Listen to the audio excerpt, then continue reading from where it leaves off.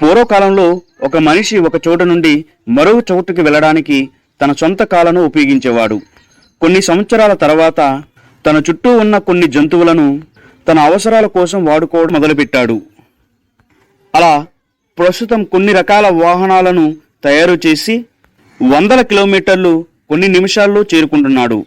ఈ కాలంలో petrol, diesel, గ్యాస్తో నడిచే వాహనాలను ఉపయోగిస్తున్నాము.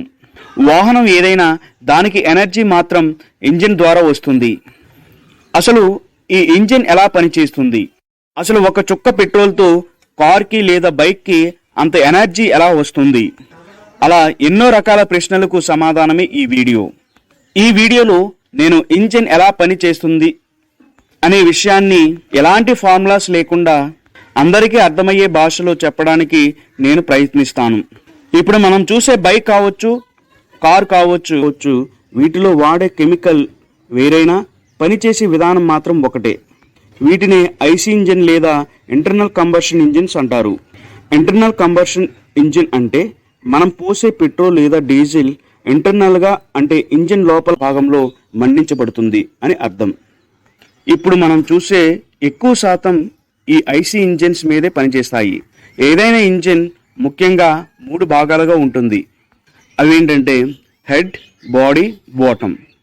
ఉదాహరణకు బైక్ ఇంజిన్ చూస్తే దానికి పైభాగాన ఉండేది హెడ్ అంటారు. దీనిని గనక మనం గమనిస్తే దీని పైభాగంలో 2 వాల్వ్స్ బిగించబడి ఉంటాయి. ఒక వాల్వ్ నుండి ఫ్యూయల్ లేదా ఎయిర్ వస్తే రెండో వాల్వ్ నుండి పొగ వాయువులు బయటకు వెళ్తాయి. ఈ రెండిటితో పాటు స్పార్క్ ప్లగ్ కూడా ఉంటుంది.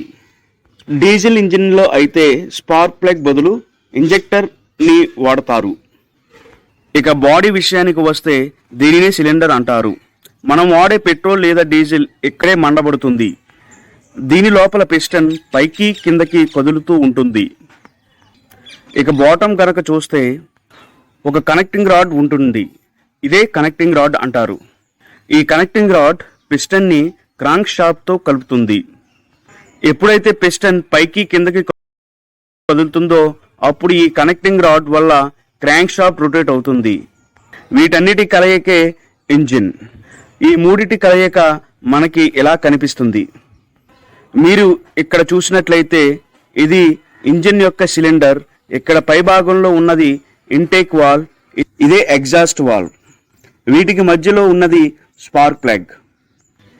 ఇక్కడ కనిపించేది పిస్టన్. ఇది కనెక్టింగ్ రాడ్. ఈ కనెక్టింగ్ రాడ్ పిస్టన్ని క్రాంక్ షాఫ్ట్తో కనెక్ట్ చేస్తుంది. ఎప్పుడైతే పిస్టన్ పైకి కిందకి కదులుతుందో అప్పుడు ఈ కనెక్టింగ్ రాడ్ క్రాంక్ షాఫ్ట్ని రొటేట్ చేస్తుంది. పిస్టన్ పైకి చేరుకున్నప్పుడు ఈ ప్లేస్ని టాప్ డెడ్ సెంటర్ అని అంటారు. దీన్ని దాటి పిస్టన్ పైకి వెళ్ళలేదు. ఈ ఖాళీ ప్లేస్ని పెట్రోల్ లేదా డీజిల్ని మండించడానికి ఉపయోగిస్తారు. అదేవిధంగా దీనినే బాటమ్ డెడ్ సెంటర్ అని అంటారు. ఈ పాయింట్ దాటి పిస్టన్ కిందకు రాలేదు. ఈ కాస్త ప్లేస్ని ఇంజిన్ యొక్క సేఫ్టీ కోసం ఉంచడం జరుగుతుంది. ఈ top dead centre and bottom dead సెంటర్కి మధ్యలో ఉన్న దూరాన్ని స్ట్రోక్ అంటారు. ఒకసారి పిస్టన్ టాప్ డెడ్ సెంటర్ నుంచి బాటమ్ డెడ్ సెంటర్కి వస్తే ఒక స్ట్రోక్ జరిగిందని అంటారు. పిస్టన్ పైనుండి కిందకు వచ్చి మళ్ళీ కింద నుంచి పైకి వెళ్తే 2 స్ట్రోక్ జరిగిందని అర్థం.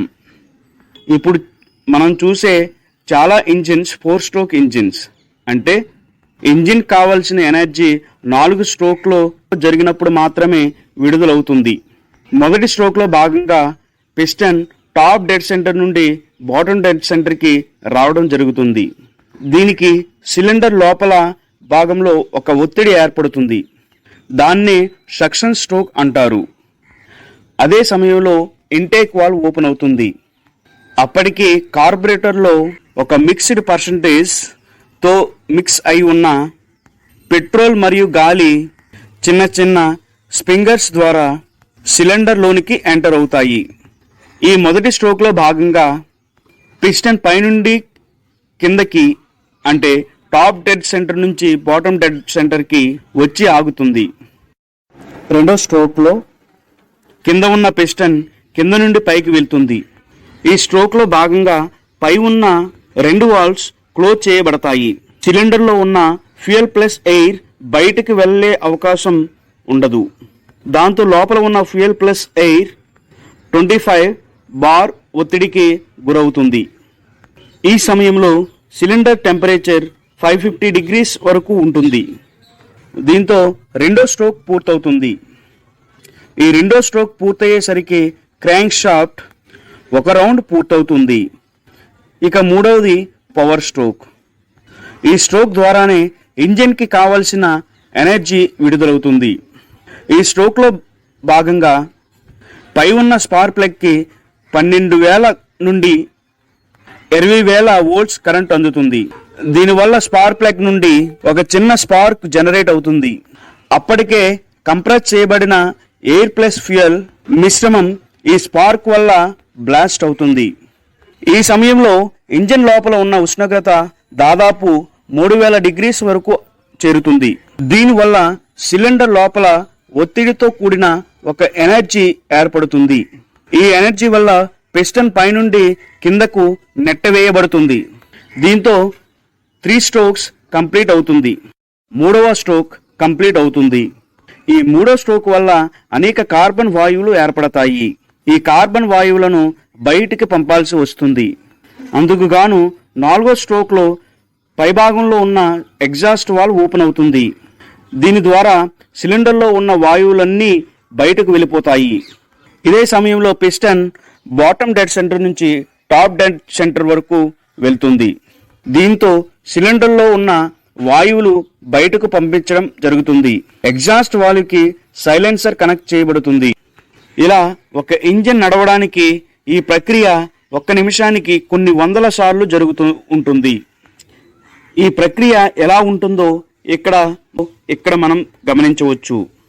అదేవిధంగా డీజిల్ ఇంజిన్ చూస్తే స్పార్క్ ప్లగ్ బదులు మనకి ఇంజెక్టర్ని అమర్చడం జరుగుతుంది. ఈ డీజిల్ ఇంజిన్లో మొదటి స్ట్రోక్లో భాగంగా కేవలం గాలి మాత్రమే లోపలికి ఎంటర్ అవుతుంది. రెండో స్ట్రోక్లో గాలిని కంప్రెస్ చేయడం జరుగుతుంది. మూడో స్ట్రోక్లో భాగంగా అప్పటికే కంప్రెస్ చేయబడిన గాలిలో డీజిల్ని ఇంజెక్టర్ ద్వారా వదలటం జరుగుతుంది. దీంతో డీజిల్ బ్లాస్ట్ అవుతుంది. ఇక్కడ ఏర్పడిన ప్రెజర్ వల్ల పిస్టన్ కిందకు రావడం జరుగుతుంది. 4వ స్ట్రోక్లో భాగంగా పై ఉన్న ఎగ్జాస్ట్ వాల్వ్స్ ఓపెన్ అవుతాయి.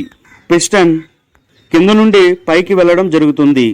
దీనివల్ల వాయువులు బయటకు వెళ్ళడం జరుగుతుంది.